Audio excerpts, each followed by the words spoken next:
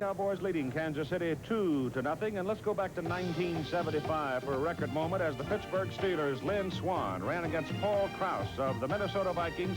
Lynn Swann, flying over the wall, turned in a record performance that no one has ever come very close to doing. 20.56 seconds on this obstacle course. Virtually every one of these athletes involved in this final round of Super Teams have been either deliberate or have had their problems getting over that 12-foot wall. Now, come down off that wall, run through the tunnels, and then go to the monkey bars or the stretch bars, whatever you want. Of course, Freddie Patek was memorable in the preliminary. He couldn't reach it. He finally climbed up the pole and got a hold of it. Through the tires, and then we come to this water jump, Bill. And surprisingly, this has been where most of the fouling has happened. Well, because this is when the guys are starting to run out of gas. And they're getting tired, and when you get tired, that's when you make the mistakes. That's when guys underestimate or overestimate things. And what happens, I think, with the water jump more than anything, they overestimate what they got left. Mm-hmm. And so they think that, and that's why they usually, I would say, they foul landing rather than taking off. I don't think it's fair, though, for you to be humming and hawing people's trouble on those bars just because you bump your head on them. Well, that's, you see, the thing is, Keith, you notice I can do the bars without even leaving my feet, but you notice I'm not doing that. I've noticed that. Because I found out that one of the great things is spectator sports. All right, let's watch and see what happens. And he means everywhere, folks. The first run out of the obstacle course competition, with each team having 5 runners, will feature Robert Newhouse, a stocky, buck-busting, hard-running fellow from Houston. Darrell Porter, a native son of Oklahoma and a catcher for the Kansas City Royals, runs against him. And on the wall, you've got to make a valid effort on every one of the obstacles. Each penalty is 2 seconds, excepting the wall. That can be 12. You make a mistake here now, for example, on the bars, it's 2 seconds of penalty. In the tires, also 2 seconds of penalty. This is a very good run by both men, and no penalty flags are showing by either. Oh, it's an outstanding run. Not a single foul anywhere along the course. And as they break the time tape, it is Newhouse at 25.70 and Porter at 26.13. Outstanding. Oh, beautiful that time. Boy, that was a tough one, guys. I'm too worn out to talk right now. You know, here's a guy that they had to write a special rule for when he couldn't do a confounded thing with this course, but it looks like you've been running it all your life, Bubba. Well, I've had 2 years running down my wall in my living room, so it worked out all right. Well, you put the heat on the other guys now. You just almost dead heat that one. Oh, yeah, it worked out.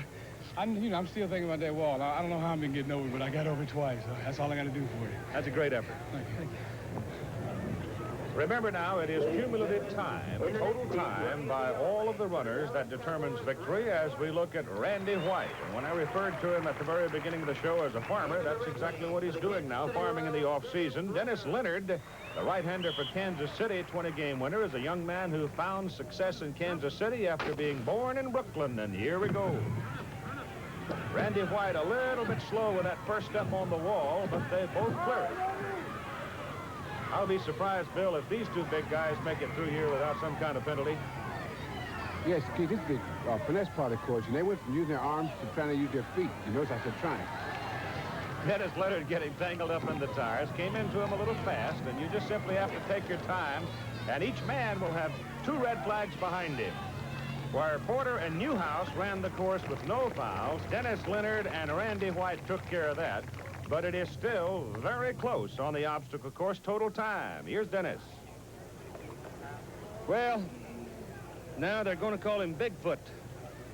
I thought you were going to fall down in those tires. I nearly did. I don't know. Tried to do it too fast, I think. I knew I had a lead, but I don't know. My feet got to shrink a little. Yeah, Keith, as I said, they're using the arms here. Now they're going to try to use their feet, see.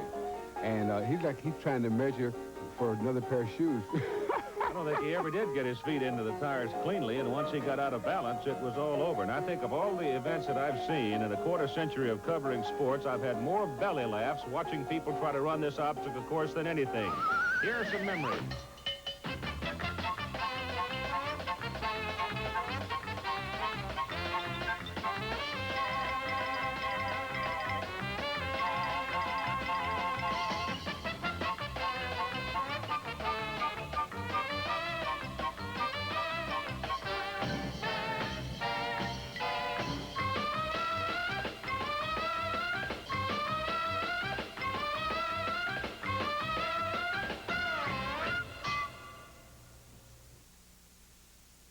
Now we are ready for run number 3 with the Dallas Cowboys holding a .91 second lead. Charlie Waters, safety man for the Dallas Cowboys, runs as his pretty wife Rosie taking his pictures. That'll go in the scrapbook.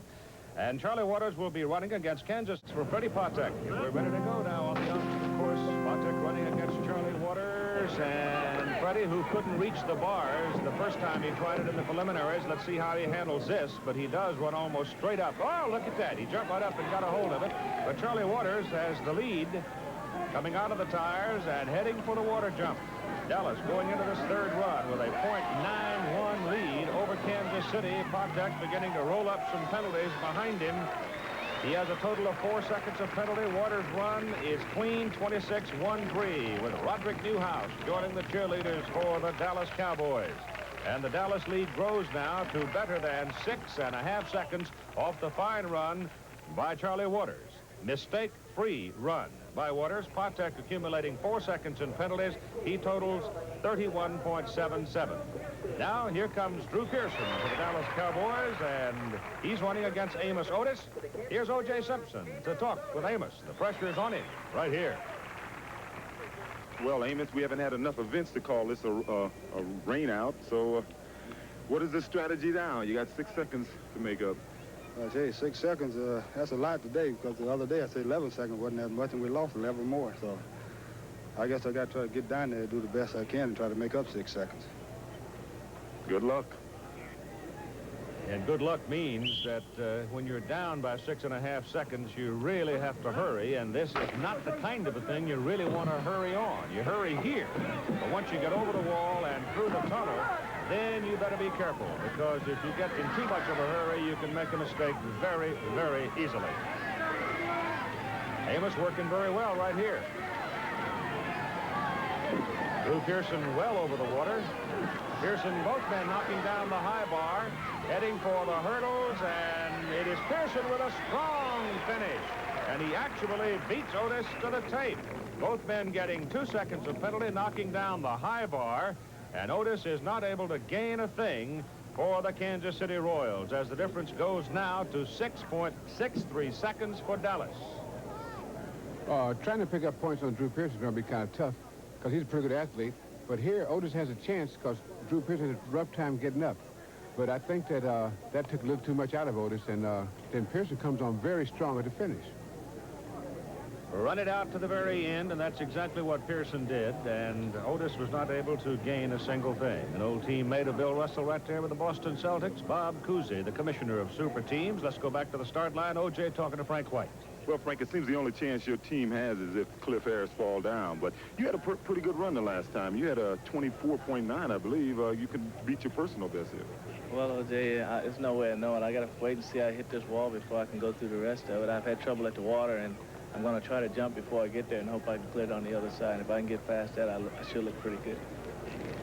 The Dallas lead, cumulative time, 6.63 seconds. Cliff Harris running, and I don't think Cliff's ever made a mistake on this obstacle course. The whole point here is don't get greedy, just protect what you have.